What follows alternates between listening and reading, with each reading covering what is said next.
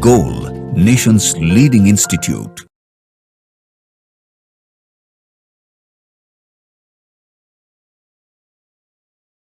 Hello students, today I am going to discuss the inorganic question of the examination All India Test Series Major Test 1 for the NEET 2024 which was held on 25th February 2024.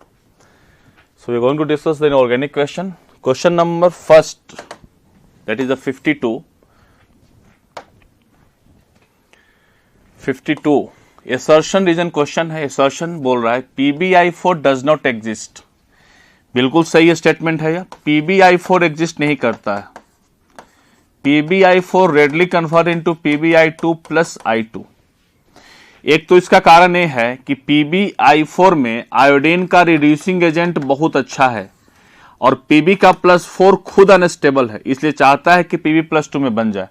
तो Pb+2 में बनने की tendency इसके ज्यादा है और इसके पास एक रिड्यूसिंग एजेंट है, इसलिए PbI2 बन जाता है और I2 इसका रिलीज कर देता है. दूसरी बात है कि जब PbI4 बनता है तो इसका NH2 इलेक्ट्रॉन है उतना ज्यादा एनर्जी रिलीज नहीं कर पाता है जितना कि इसको चाहिए, इसलिए PbI2 ज्यादा स्टेबल होता है इन कंपेरिजन टू PbI4. देखा जाए PbI4 डज नॉट एग्जिस्ट, बिल्कुल सही स्टेटमेंट है. PbI2 एग्जिस्ट करता है, PbI4 एग्जिस्ट नहीं करता है. Pbi bond initially formed during the reaction does not release enough energy to unpair 6s electron. बिल्कुल सही है. 6s को NH2 को अनपेयर करने के, NH2 जब तक अनपेयर नहीं हो तब तक कि 4 बॉन्ड नहीं बना सकता. 4 बॉन्ड बनाने के लिए इसको एक्साइटेशन में जाना पड़ेगा, तो इतना ज्यादा एनर्जी नहीं मिल पाता है कि इसके NH2 के इलेक्ट्रॉन को एक्साइटेशन में भेज सके. इसीलिए ये दोनों सही है और इसका करेक्ट एक्सप्लेनेशन भी है. तो 52 का सही ऑप्शन होगा option number 3. Both A and R are true and R is the correct explanation of A. तो 52 का सही ऑप्शन जाएगा ऑप्शन नंबर 3. नेक्स्ट देखा जाए.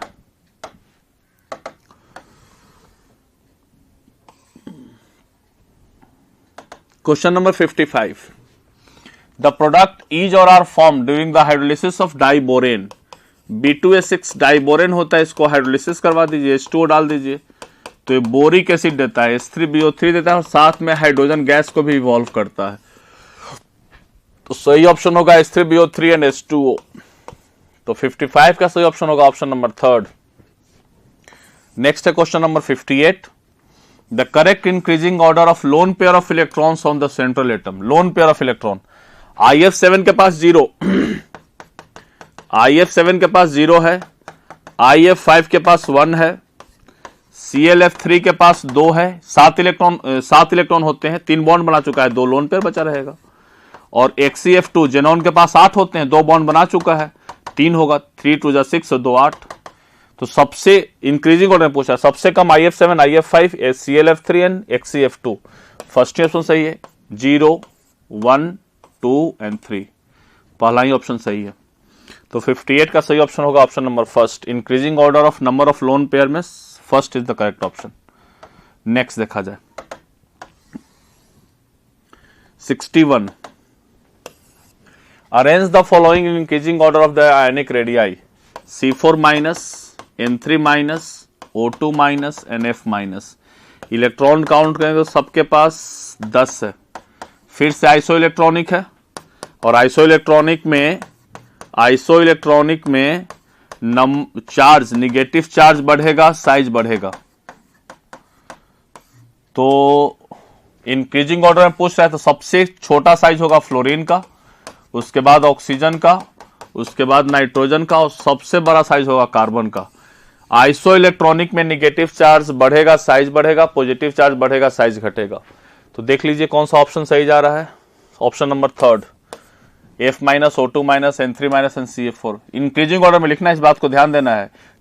इंक्रीजिंग ऑर्डर में लिखना है तो इसलिए थर्ड ऑप्शन इज करेक्ट. तो 61 का सही ऑप्शन होगा option number 3. Next question number 63. The electronegativity difference between nitrogen and fluorine is greater than nitrogen and hydrogen. बिल्कुल सही है. the dipole moment of NH3 is greater than that of NF3. This is because. बिल्कुल सही. चलो इसको देख लिया जाए. पहले NH3 का बात किया जाए. NH लोन पेयर, ये इधर खींचेगा, ए भी इधर खींचेगा, ए भी इधर खींचेगा, ए भी इधर खींचेगा, तो ये भी इसको सपोर्ट करेगा, तो पूरा डायपोल मोमेंट इधर आ जाएगा। NF3 में आइए, N F F F lone pair, ए इधर खींचेगा, ए इधर खींचेगा, ए इधर खींचेगा, ए इधर खींचेगा, तो एक तो इधर खींचेगा और एक इधर खींचेगा, तो नेट डायपोल मोमेंट का डायरेक्शन इसका थोड़ा छोटा हो जाएगा। नेट डायपोल मोमेंट, क्योंकि एक इसके अपोजिट डायरेक्शन में है और ये दोनों सेम डायरेक्शन में, तो स्वाभाविक है इसमें डायपोल मोमेंट बढ़ाएगा, इसमें डायपोल मोमेंट घटेगा। तो इसको कैंसिल, ये ऑर्बिटल डायपोल मोमेंट और ये बॉन्ड डायपोल मोमेंट कैंसिल कर रहे हैं, और ये ऑर्बिटल डायपोल मोमेंट और बॉन्ड डायपोल मोमेंट दोनों एक दूसरे को सपोर्ट कर रहे हैं, सेम डायरेक्शन में है, इसलिए इसका डायपोल मोमेंट ज्यादा, इसका डायपोल मोमेंट कम। तो इन NH3 as well as NF3 the orbital dipole and the bond dipole are in opposite direction। ना दोनों गलत है, दोनों में नहीं है ना, सिर्फ NF3 में है, इसमें तो सेम डायरेक्शन में है। इन NH3 the orbital dipole and the bond dipole are in the opposite direction। ना फिर से गलत हो गया, अपोजिट डायरेक्शन नहीं है, इसमें सेम डायरेक्शन, इसमें अपोजिट डायरेक्शन में है। इन NH3 as well as in NF3 the orbital dipole and the bond dipole are in the same direction, ये भी गलत है, एक ही में सेम डायरेक्शन में है, दोनों में नहीं है। इन NH3 the orbital dipole and the bond dipole are in the same direction, बिल्कुल सही है। Whereas in NF3 these are in opposite direction, बिल्कुल सही है। इसीलिए 63 का सही ऑप्शन होगा ऑप्शन नंबर 4। इसमें सेम डायरेक्शन में, इसमें अपोजिट डायरेक्शन में, इसलिए इसका डायपोल मोमेंट कम होता है, इसका डायपोल मोमेंट ज्यादा होता है। तो 63 का सही ऑप्शन होगा ऑप्शन नंबर 4। नेक्स्ट देखा जाए question number 67। The nitrogen oxide is neutral N2O।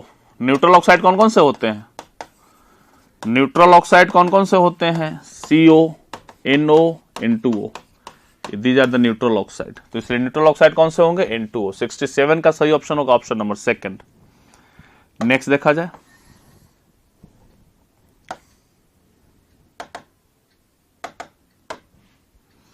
Option question number 70।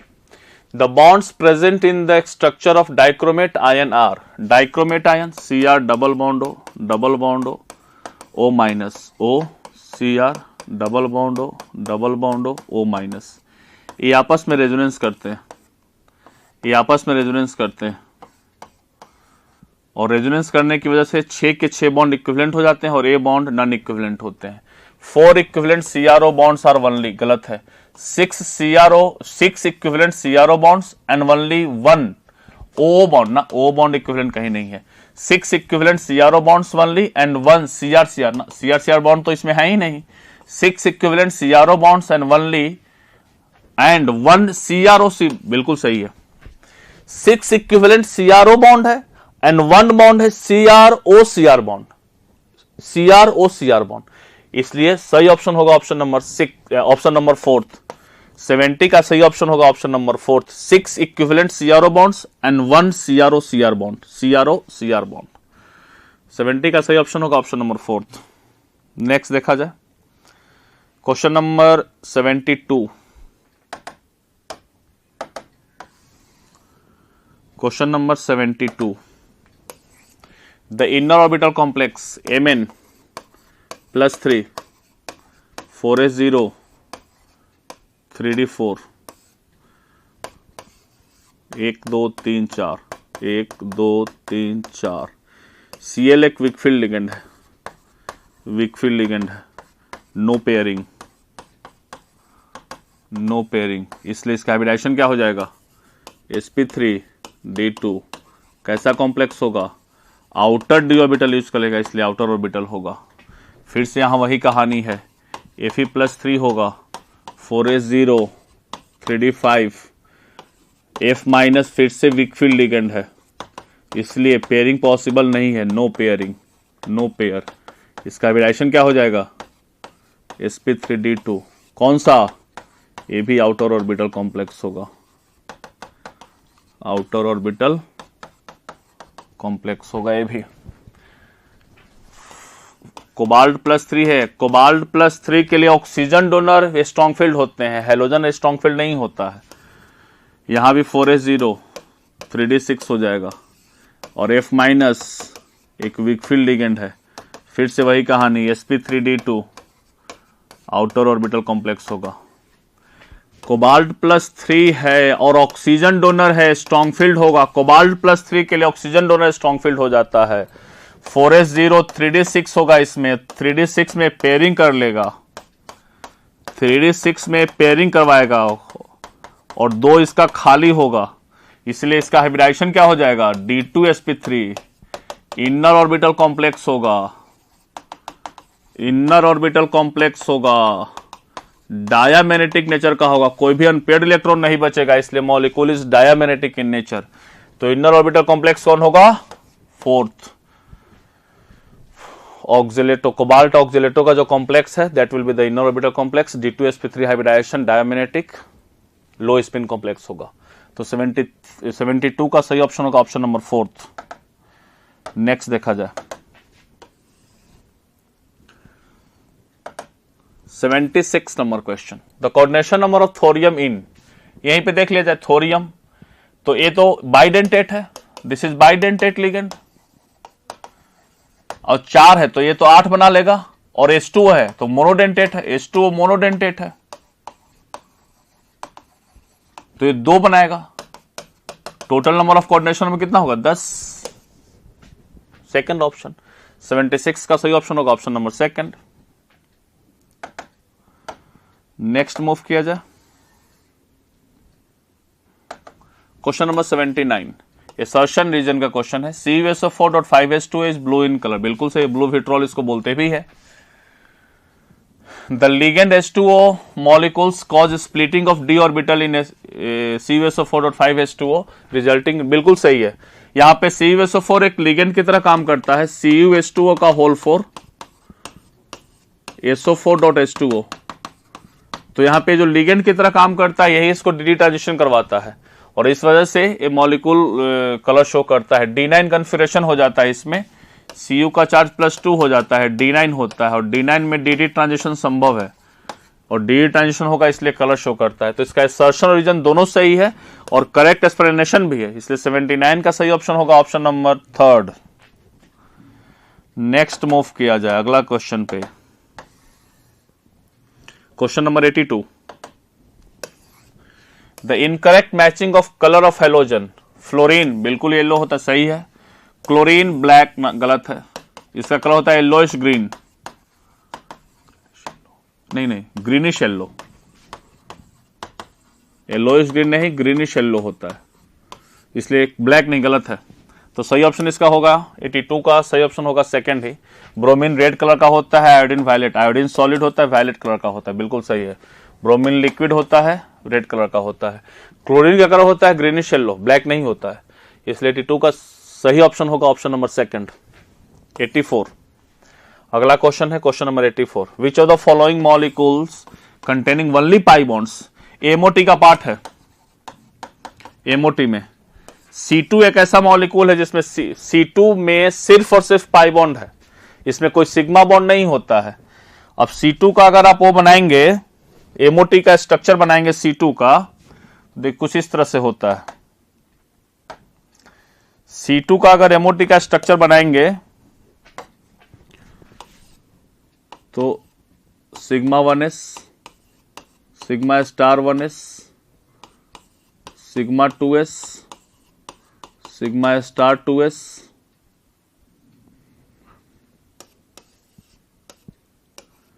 Pi 2px, pi 2py, sigma 2pz, और इसके ऊपर फिर से पाई स्टार और सिग्मा स्टार, यही होता है। 12 इलेक्ट्रॉन भरना है, 1 2 3 4 5 6 7 8 10 11 12। अब देखो ए बॉन्डिंग एक एंटी बॉन्डिंग कैंसिल कर दिया, 0 बॉन्ड ऑर्डर, ए बॉन्डिंग एंटी बॉन्डिंग कैंसिल कर दिया, 0 बॉन्ड ऑर्डर।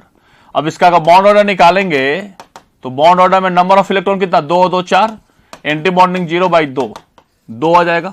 तो 2 जो बॉन्ड ऑर्डर है इसमें सिर्फ पाई इलेक्ट्रॉन इन्वॉल्व है, देखो पाई मॉलिक्यूलर ऑर्बिटल के इलेक्ट्रॉन इन्वॉल्व है, सिग्मा वाला एक भी इन्वॉल्व नहीं है।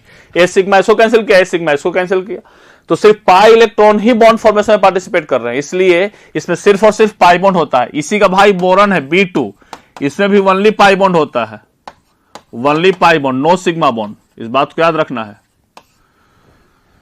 ऐसे O2+ निकाले, सब बहुत अच्छा चीज होता है। O2+, एमओटी का डायग्राम बनाइएगा, O2+ का बॉन्ड ऑर्डर होता है 2.5, जिसमें एक सिग्मा बॉन्ड होता है एंड 1.5 पाई बॉन्ड का ऑर्डर होता है।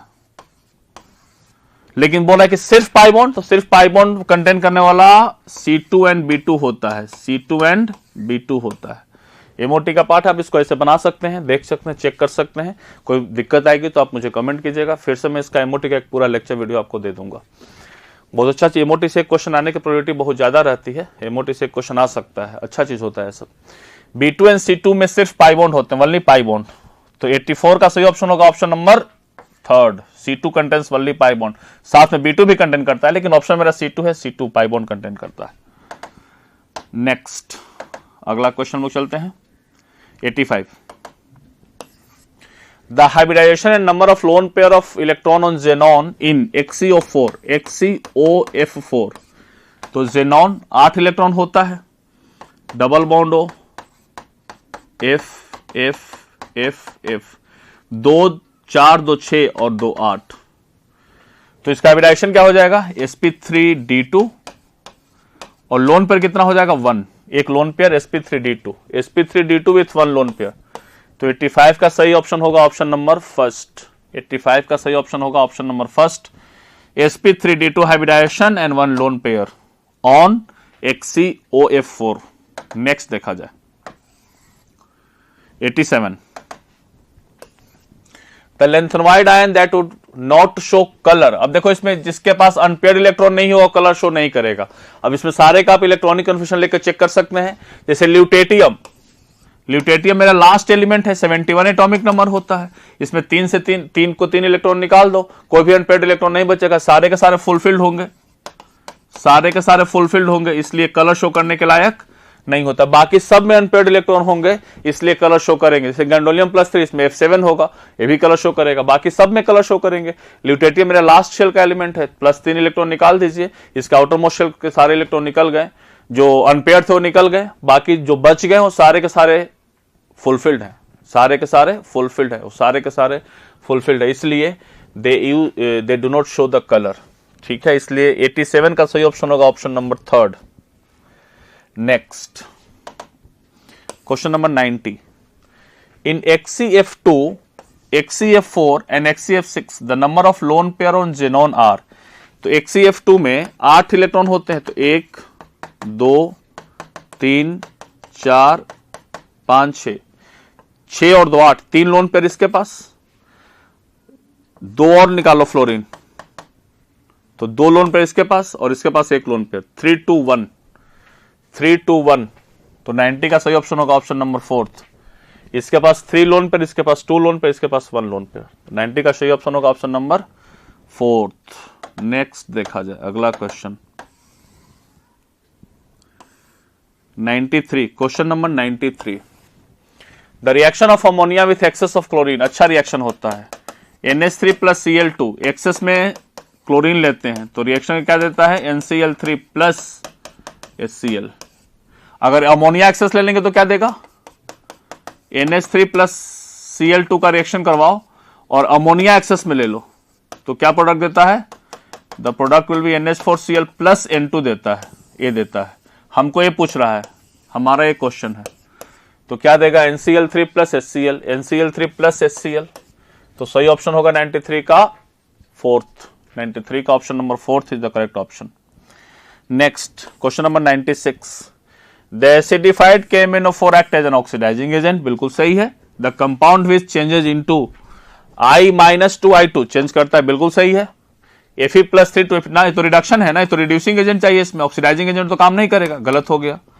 H2O3 2 - 2 SO3 2 ना, ये भी गलत है। H2O3 2 चेंजेज इनटू एसिडिफाइड में H4O6 2 में चेंज हो जाता है, इसलिए ये भी गलत है। I- चेंज इनटू आइड ना, गलत है। I- बेसिक मीडियम में चेंज करता है हाइड्रेट में, किसमें, बेसिक मीडियम में या न्यूट्रल मीडियम में, न्यूट्रल या वीक बेस में। फेंटली एल्कलाइन या न्यूट्रल मीडियम में चेंज करता है, एसिडिक में change I- change into I2, इसलिए 96 का सही ऑप्शन होगा option number first. Option number first is the correct option. Next देखा जाए question number 99। The number of POP bond in H4P2O7, H4P2O7 oxidation state निकाल लीजिए, ऑक्सीडेशन स्टेट निकालिए। इसमें कितना आएगा 4 + 2x - 14 = 0, 2x - 10 = 0, x +5, जो कि इसके मैक्सिमम के बराबर है। जब मैक्सिमम के बराबर होगा तो एक पीओपी बॉन्ड होगा, 1 पीओपी बॉन्ड, इसमें एक पीओपी बॉन्ड होगा। अगर इसका स्ट्रक्चर बनाना चाहेंगे तो POP double bond O, double bond O, OH OH, double bond O, double bond O, यही स्ट्रक्चर हो जाएगा। 3 3 6 1 7। तो पीओपी बॉन्ड कितना है? एक, इसमें एक HPO3 का होल थ्राइस। अब देखिए H3PO4 में से 3 मॉलिक्यूल लेकर 3 मॉलिक्यूल वाटर निकाल दीजिए, क्या बनेगा? 3 3 9, P3, 12 में से 3 गया O9। इसको सिंपलेस्ट फॉर्म में लिख सकते हैं HPO3 का होल थ्राइस। इसका नाम होता है cyclo try Meta phosphoric acid, cyclo try Meta phosphoric acid. अब इसका स्ट्रक्चर बनाते हैं, देखो P double bond O, OH OH O, P double bond O, OH O, P double bond O, OH। और देखो एक तो ए बनता है, अगर ऐसे लिखोगे ना तो ये बन जाता है सिर्फ ट्राई मेटाफॉस्फोरिक एसिड।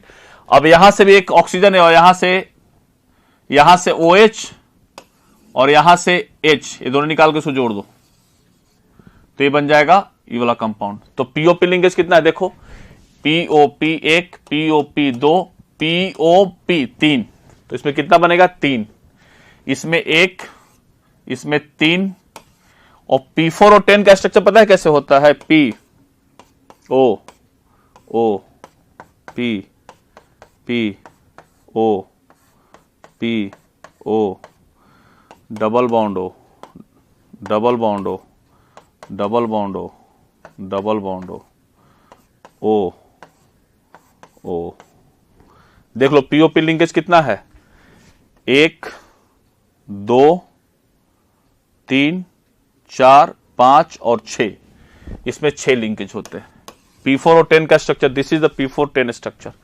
तो इसमें 1, इसमें 3, इसमें 6, 1 3 6, 1 3 6, तो इसलिए 99 का सही ऑप्शन होगा option number second is the correct option. Option number second is the correct. H4P2O7 में पीओपी लिंकेज 1, साइक्लोट्राई मेटाफॉस्फोरिक एसिड में पीओपी लिंकेज 3 और P4 और 10 में पीओपी लिंकेज 6। सही ऑप्शन होगा option number second. This is all about your inorganic questions. Thank you so much. Thank you everyone.